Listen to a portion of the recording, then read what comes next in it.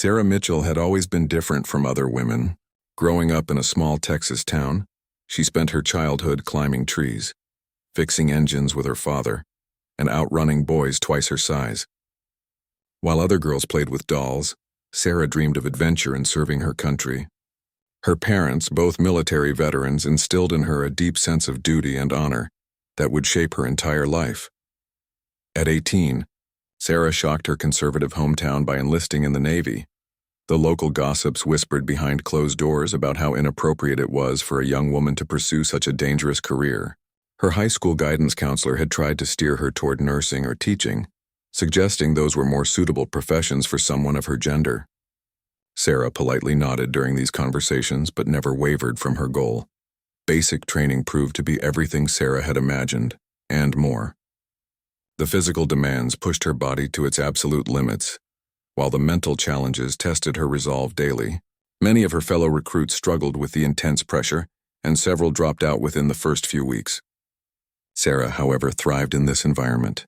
Her instructors noticed her exceptional performance immediately, particularly her ability to remain calm under extreme stress and her natural leadership qualities. During one particularly grueling exercise, Sarah's unit was tasked with navigating a treacherous obstacle course while carrying heavy equipment. The weather had turned brutal, with torrential rain making every surface slippery and dangerous.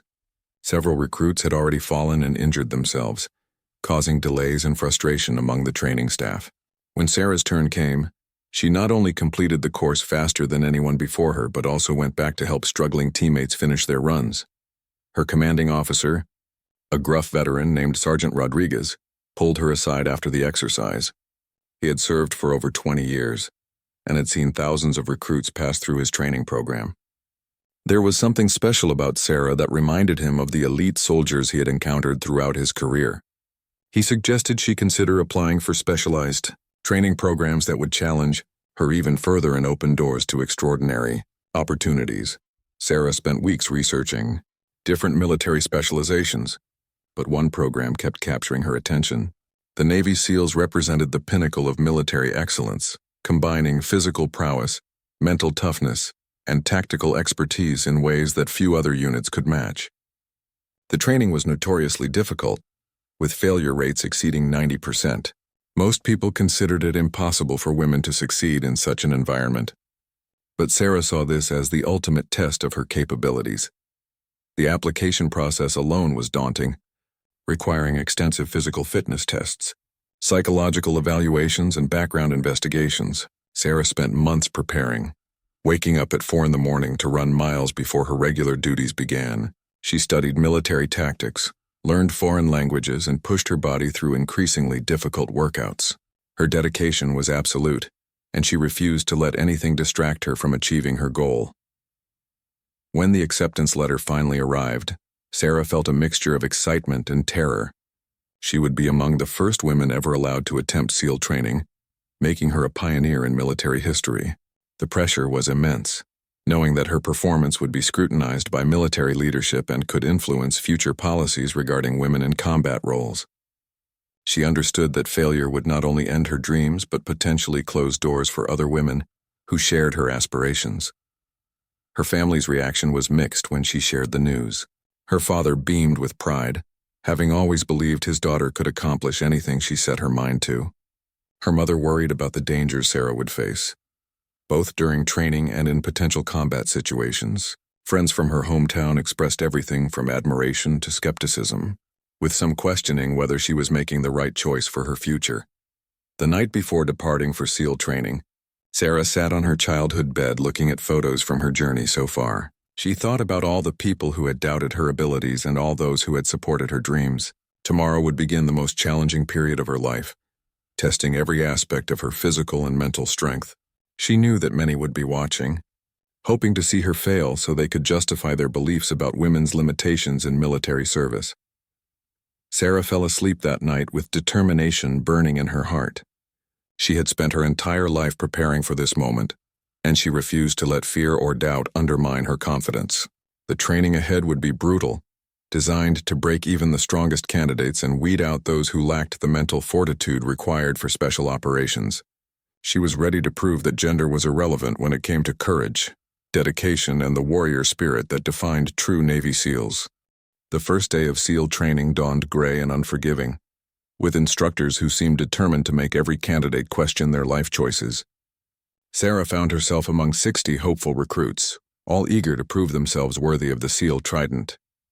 The other candidates ranged from college athletes to seasoned military personnel, each bringing their own strengths and backgrounds to the grueling program ahead. Hell Week arrived faster than anyone expected, bringing with it the most intense physical and psychological challenges Sarah had ever encountered.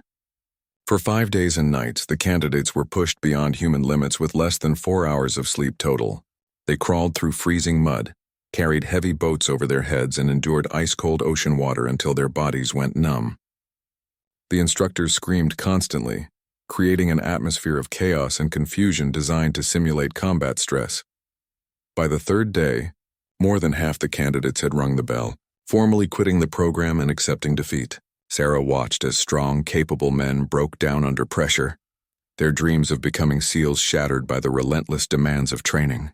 She felt her own resolve wavering during particularly brutal moments, especially when hypothermia set in during long ocean exercises and her body began shutting down involuntarily. The instructors seemed to pay special attention to Sarah, as if testing whether she truly belonged among these elite warriors. They made her carry extra weight during beach runs, assigned her additional duties during rare rest periods, and subjected her to more intense scrutiny than her male counterparts. Sarah understood this treatment was partly due to her gender, but she also recognized it as an opportunity to prove her exceptional capabilities. During one particularly challenging exercise, the remaining candidates were required to tread water for hours while wearing full gear. Several men had already been pulled from the water unconscious, their bodies unable to maintain the necessary energy levels. Sarah felt her legs burning with lactic acid buildup and her arms growing heavy with fatigue. The instructors circled like sharks, waiting for someone else to give up and ring the bell. As her body began to fail, Sarah drew upon mental reserves she never knew existed. She thought about her father's military stories, her mother's unwavering support, and all the people who believed women couldn't succeed in special operations. These thoughts fueled her determination, allowing her to push past physical limitations that would have stopped most people. When the exercise finally ended, only 12 candidates remained standing. The psychological warfare intensified as training progressed, with instructors using personal information gathered from background investigations to create targeted stress. They criticized Sarah's appearance, questioned her motivations, and suggested she was taking opportunities away from more deserving male candidates. These attacks were designed to break mental defenses and reveal character flaws that could prove dangerous in real combat situations. Sarah learned to compartmentalize these verbal assaults, understanding they were professional tools rather than personal attacks. She watched other candidates crumble under similar pressure, their confidence destroyed by carefully crafted psychological manipulation. Her ability to maintain emotional stability under extreme stress impressed even the most skeptical instructors, who began acknowledging her exceptional mental toughness. Weapons training introduced new challenges that required precision, quick thinking, and absolute trust in equipment and teammates. Sarah excelled in marksmanship, often outperforming candidates with extensive military backgrounds. Her small frame proved advantageous in certain scenarios, allowing her to move through confined spaces and assume positions that larger candidates couldn't manage effectively. The team building exercises revealed Sarah's natural leadership abilities and her talent for inspiring confidence in others. Despite being the only woman in the group, her fellow candidates began looking to her for guidance during particularly difficult challenges. She helped struggling teammates push through moments of weakness, shared techniques for managing pain and fatigue, and created a sense of unity that strengthened the entire group's performance. Medical training exposed candidates to realistic combat scenarios, requiring them to treat severe injuries while under simulated enemy fire. Sarah's steady hands and clear thinking under pressure made her particularly effective as a combat medic. She learned to perform emergency surgery, treat gunshot wounds, and make life-or-death decisions in seconds while explosions and gunfire created chaos around her. Navigation exercises tested candidates' abilities to move through hostile territory, using only basic equipment and their training. Sarah's attention to detail and methodical approach to problem-solving served her well during these challenges. She could read terrain features, calculate distances, and plan routes that maximized speed while minimizing exposure to potential threats. As weeks turned into months, the candidate pool continued shrinking until only 8 people remained from the original 60. Sarah had not only survived the most demanding military training program in the world, but had distinguished herself as one of the top performers. Her instructors, initially skeptical about her presence, now viewed her as a future asset to special operations teams. Graduation day arrived with unprecedented media attention, as Sarah became one of the first women to successfully complete Navy SEAL training.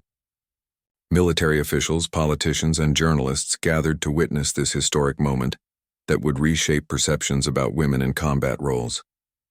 Sarah stood proudly among her 7 remaining classmates, each having endured months of the most demanding training imaginable. The ceremony was bittersweet, honoring both the achievements of the graduates and remembering the many candidates who had been forced to withdraw. Sarah thought about the friends she had made during training, some of whom had been seriously injured while pursuing their dreams. The SEAL trident pinned to her uniform represented not just personal accomplishment, but the collective sacrifice of everyone who had attempted this journey. Following graduation, Sarah was assigned to SEAL Team 7 based in California, where she would begin working with experienced operators on real-world missions. Her new teammates were initially uncertain about integrating a woman into their tight-knit unit, having worked exclusively with male operators throughout their careers. The team dynamics were complex, built on years of shared experiences, inside jokes, and absolute trust in each other's abilities. Her first deployment took her to a conflict zone in the Middle East, where her team was tasked with conducting reconnaissance missions behind enemy lines. The environment was harsh and unforgiving, with extreme temperatures, limited resources, and constant threat of discovery by hostile forces. Sarah quickly proved her worth by demonstrating the same skills and courage that had carried her through training. During a particularly dangerous mission, Sarah's team was inserted deep into enemy territory to gather intelligence on terrorist activities. They spent weeks living in primitive conditions, moving only at night and hiding during daylight hours. Sarah's smaller size proved advantageous for infiltration operations, allowing her to access locations that would have been impossible for larger team members to reach safely.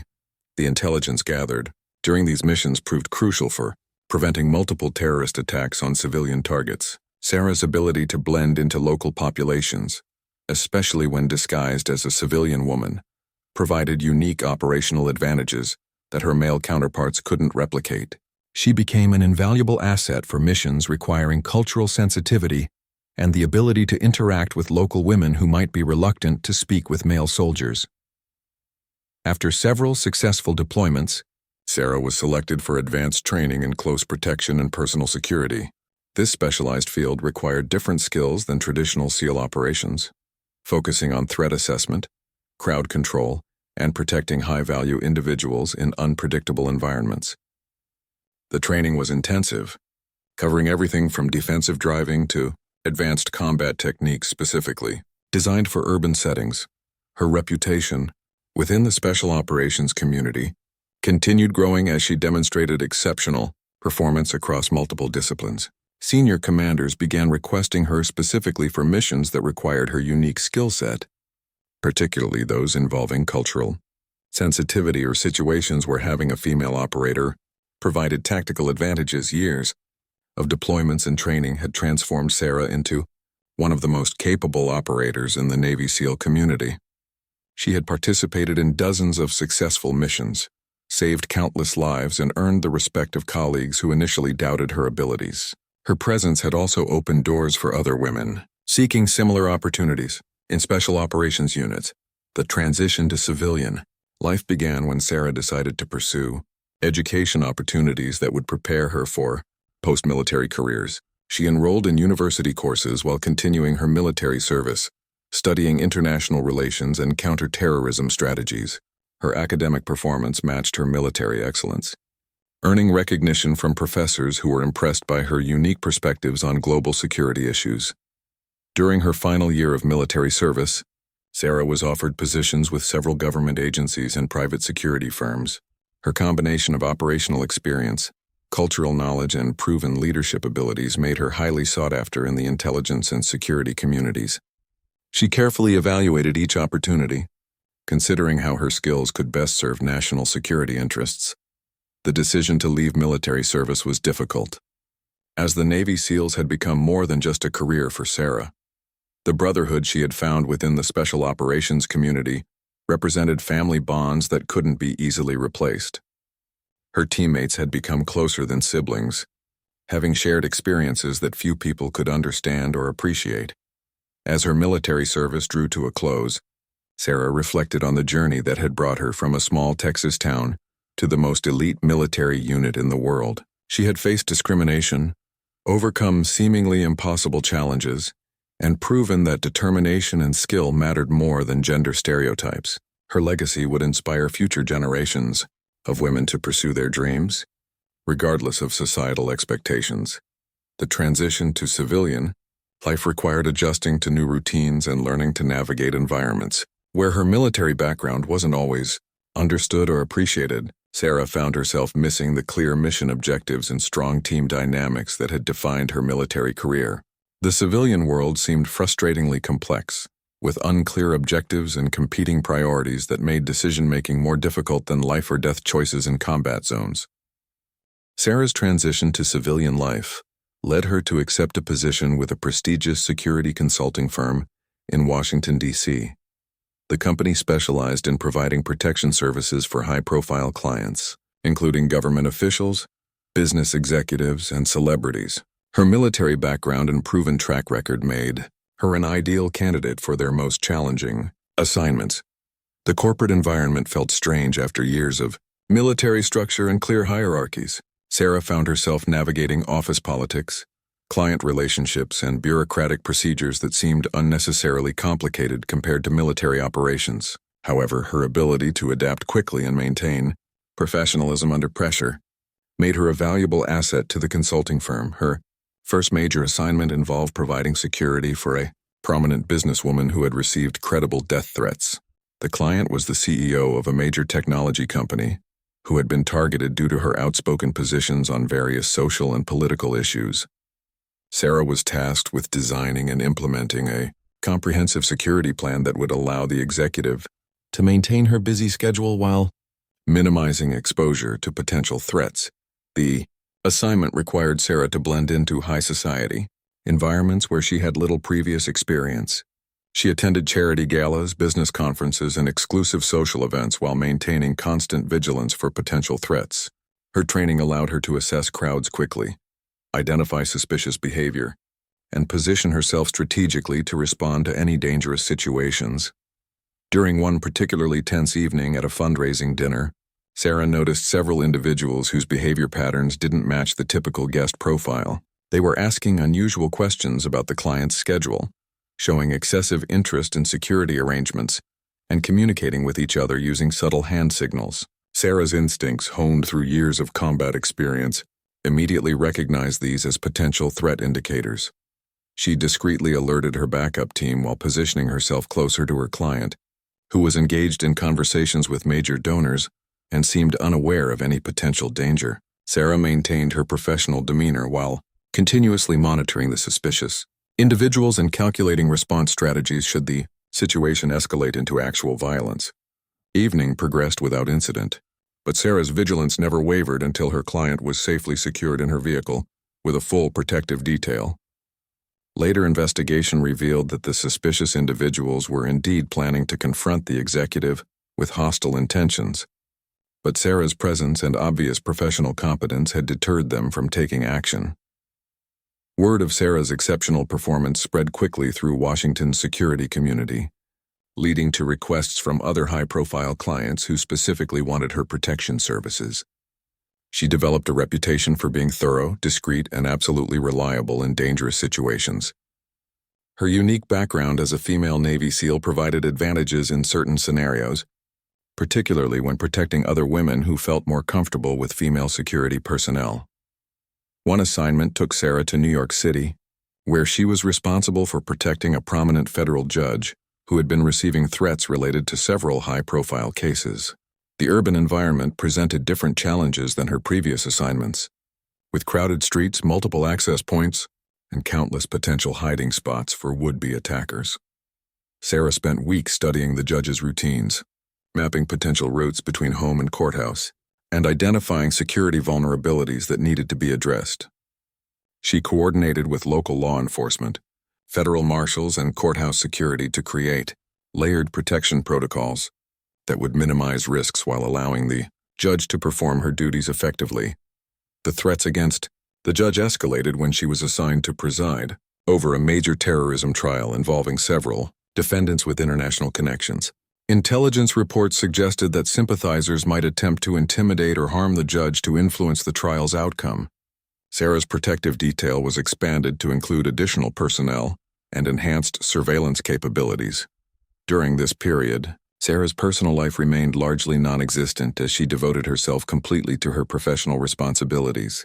The demanding nature of executive protection work left little time for relationships, hobbies, or personal interests.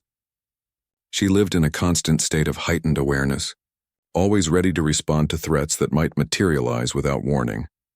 Her dedication and exceptional performance earned recognition from senior government officials who worked with the consulting firm.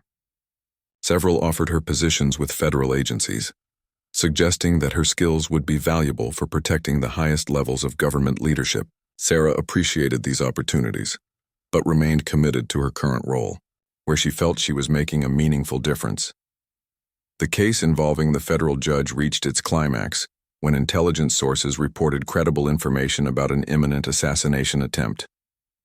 The threats were specific enough to warrant extraordinary security measures, including relocating the judge to a secure facility and implementing counter-surveillance operations to identify potential attackers. Sarah worked around the clock coordinating with multiple agencies to ensure the judge's safety while maintaining the integrity of the legal proceedings. The successful completion of the trial without incident represented a major victory for the justice system and validated the effectiveness of the security measures Sarah had implemented. After years of high-stress security work, Sarah decided to take a brief vacation to visit her family in Texas. The small town where she grew up seemed frozen in time, with the same familiar faces running local businesses and the same conservative attitudes that had once motivated her to seek adventure elsewhere. Her parents had aged considerably since she last visited, showing the effects of worrying about their daughter's dangerous career choices. The homecoming was bittersweet, with old friends and neighbors treating Sarah as a local celebrity who had achieved something extraordinary. However, she also sensed underlying tension from some community members who still questioned whether women belonged in combat roles. These conversations were polite but strained, reflecting deeper cultural divides about gender roles in military service. During her stay, Sarah's mother convinced her to attend a community event at the local recreation center. The annual fundraiser brought together families from across the county to support various charitable causes and social programs. Sarah reluctantly agreed, hoping to maintain a low profile while spending time with her parents and catching up with childhood friends. The recreation center was crowded with families enjoying food, music, and various activities designed to entertain children and adults alike. Sarah felt out of place in this peaceful, domestic environment after years of living with constant threats and dangerous responsibilities. She tried to relax and engage in normal social conversations, but her training kept her automatically scanning crowds and assessing potential security risks. While helping serve food at one of the booths, Sarah noticed a commotion developing near the children's play area. A group of teenagers had been drinking alcohol smuggled into the event and were becoming increasingly aggressive and disruptive. Their behavior was making other families uncomfortable, particularly parents with young children who were trying to enjoy the festivities. The situation escalated when the intoxicated teenagers began harassing some of the younger children, demanding they give up playground equipment and making inappropriate comments that frightened several families. Local volunteers tried to intervene, diplomatically, but the teenagers responded with increased hostility and threats of violence against anyone who interfered with their activities. Sarah watched the developing situation with growing concern, recognizing the behavioral patterns that often preceded serious violence. The teenagers were displaying classic signs of escalating aggression, testing boundaries and becoming bolder with each successful intimidation. Their alcohol consumption was impairing judgment, while increasing their willingness to engage in risky behaviors. when one of the teenagers grabbed a young girl roughly and began yelling at her for not moving fast enough from a swing set. Sarah's protective instincts overrode her desire to remain uninvolved. She approached the group calmly but purposefully, her military bearing immediately apparent to anyone paying attention. Her posture and confident movements suggested someone accustomed to handling dangerous situations. Sarah spoke quietly to the teenager holding the child, requesting that he release her immediately and find somewhere else to continue his activities. Her tone was respectful but firm, conveying authority without being unnecessarily confrontational. The teenager, surprised by this unexpected intervention, initially loosened his grip on the frightened girl while trying to process this new dynamic. The leader of the group, apparently feeling challenged by Sarah's intervention, stepped forward aggressively and demanded to know who she thought she was to interfere with their fun. He was significantly larger than Sarah, probably outweighing her by 70 pounds, and seemed confident that his size and male gender gave him natural advantages in any potential confrontation. Sarah maintained her calm demeanor while positioning herself between the aggressive teenagers and the families they had been intimidating. She explained quietly that she was simply asking them to find a different location for their activities, somewhere that wouldn't disrupt the community event or frighten young children. Her reasonable tone contrasted sharply with the increasingly hostile attitude of the group. The situation reached a critical point when the largest teenager, frustrated by Sarah's refusal to back down, raised his hand and delivered a sharp slap across her face. The sound echoed across the recreation center, causing nearby conversations to stop as people turned to see what had happened. The teenager smirked confidently, apparently expecting his display of dominance to end the confrontation. What happened next would be remembered by everyone present for the rest of their lives, as they witnessed the lightning-fast response of someone trained to neutralize threats with precise, overwhelming force. The teenager's confident expression transformed into shock and pain, as he found himself on the ground gasping for breath and wondering how his apparent advantage had disappeared so completely. The moment the teenager's hand made contact with Sarah's face, her years of Navy SEAL training took control. Without conscious thought, her body moved with the fluid precision of someone who had spent countless hours perfecting combat techniques. In less than 2 seconds, she had redirected his momentum, swept his legs, and guided him to the ground using leverage and technique rather than brute strength. The teenager found himself flat on his back, with Sarah's knee positioned precisely on his chest and her hand controlling his dominant arm. He couldn't breathe properly, and discovered that any attempt to move resulted in increased pressure on sensitive nerve points that sent sharp pain throughout his body.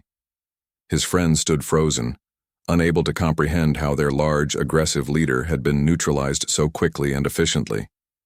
Sarah maintained perfect control throughout the encounter, using exactly the amount of force necessary to neutralize the threat without causing permanent injury.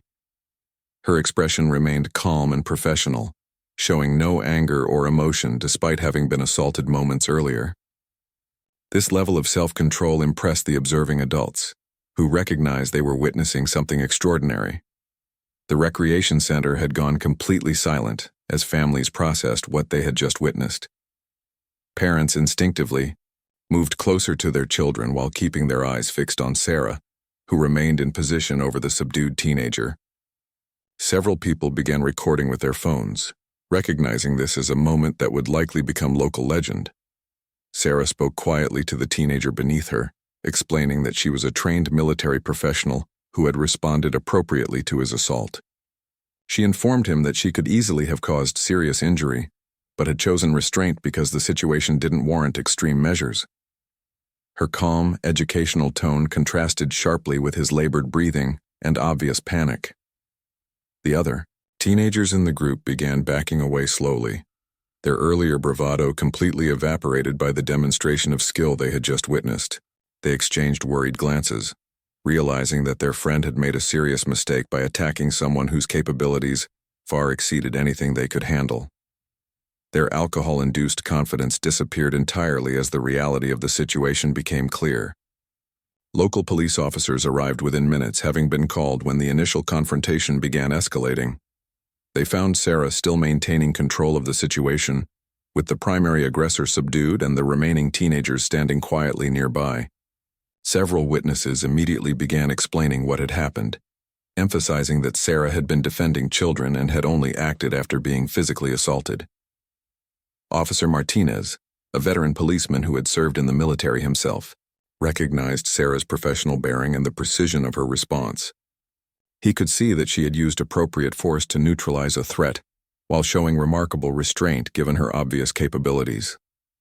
The positioning and control techniques she employed were clearly the result of extensive professional training. After taking statements from multiple witnesses, the officers determined that Sarah had acted in legitimate self-defense while protecting others from ongoing harassment and intimidation. The teenager who had struck her was arrested for assault, while his friends were released to their parents with stern warnings about their behavior and alcohol consumption. Word of the incident spread rapidly through the small community, with various versions of the story growing more dramatic with each retelling. By the next morning, Sarah had become a local hero to some residents, while others questioned whether her response had been excessive.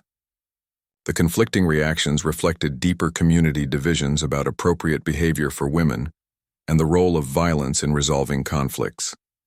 Sarah's parents expressed pride in their daughter's restraint and professionalism, while privately worrying about the attention the incident had generated. They understood that Sarah's military background had prepared her for such situations, but they also recognized that many community members might not appreciate having such demonstrations of force in their peaceful environment. The families with children who had been present during the incident were universally grateful for Sarah's intervention. Several parents approached her privately to thank her for protecting their children and creating a safe environment for everyone to enjoy the community event. These conversations helped Sarah understand that her actions had been both necessary and appreciated by those who mattered most. The teenager who had been subdued spent the night in jail before being released to his parents the following morning. The experience had clearly affected him deeply, as he was noticeably subdued and respectful during subsequent court proceedings. His friends also demonstrated changed behavior, showing newfound respect for authority and improved decision-making regarding alcohol consumption. The incident became a teaching moment for the entire community about respect, consequences, and the hidden strengths that people might possess. Parents used the story to discuss with their children the importance of treating others with dignity and the potential consequences of aggressive behavior. The event also sparked conversations about supporting military veterans and appreciating their service to the country. Sarah returned to Washington, D.C. a few days later, carrying with her a renewed appreciation for her unique skills and the responsibility that came with them. The incident had reminded her that her training would always be part of who she was. Ready to emerge when circumstances demanded protection of innocent people, she understood that being a Navy SEAL wasn't just about past service, but represented a lifetime commitment to defending those who couldn't defend themselves.